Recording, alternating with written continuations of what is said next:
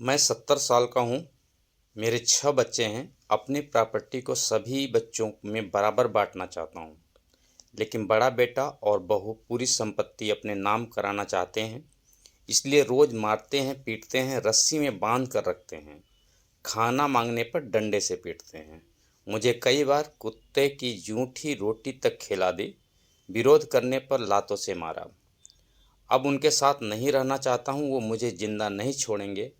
उसने मुझे और अपने भाइयों को झूठा केस में फंसाने के लिए जहर खा लिया था। वो मेरी हत्या करना चाहते हैं। ये कहना है इज्जत नगर थाना इलाके में राहपुरा चौधरी इलाके में रहने वाले मुकद्दर का। बरेली में अपने बेटों के साथ एसएसपी ऑफिस शिकायत दर्ज कराने पहुंचे थे मुकद्दर, और उन्होंने ये दैनिक भास्कर से रिपोर्टर से बात करते समय उन्होंने ये बातें कहा। सारी आप बीती सुनाई।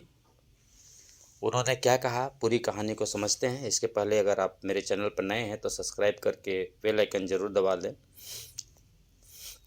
अब जानिए पूरा मामला। मुकद्दर ने बताया 2019 में मेरी पत्नी की मौत हो गई थी। उसके बाद से बेटे अलग हो गए थे। वे अलग अलग मकान में रहने चले गए। मैं 6-6 महीने अपने बेटों के साथ रहता हूँ।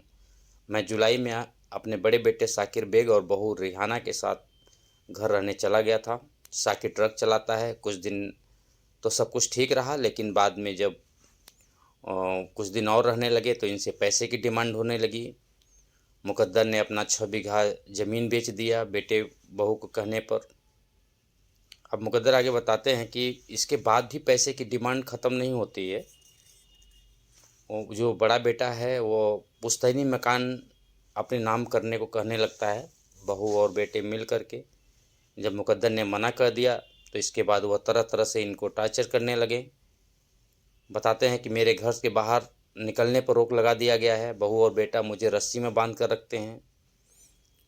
खाना मांगने पर गाली देते हैं। कई कई दिनों घंटा भूखा रखते हैं। कई बार कुत्ते की जूठी रोटी तक खिला चुके हैं।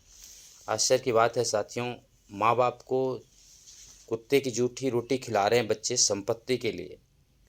आगे बताते हैं कि वे मेरे साथ बहुत बुरा सलूक करते हैं। मैं उनके साथ नहीं रहना चाहता हूँ।